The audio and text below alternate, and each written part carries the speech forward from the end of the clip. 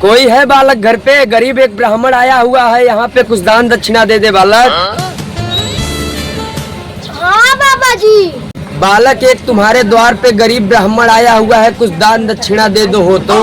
बाबा जी मैं आपको दान दक्षिणा तो दे दूंगा, लेकिन मेरे घर में परिस्थितियाँ बहुत बेकार चल रही हैं। आप मेरा हाथ देखकर बता दीजिए। बच्चा तुम्हारा हाथ देख के तो लग रहा है कि तुम्हारे घर में तो बहुत खुशियाँ हैं, बहुत आनंदमय तुम्हारा जीवन चल रहा है इस समय।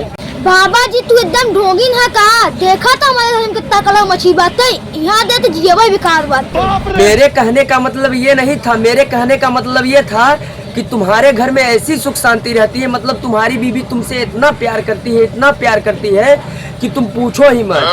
भाग यहाँ से भोसड़ी वाले। हमारी बीवी 10 दिन पहले हमें दोस्त के साथ भगा गई।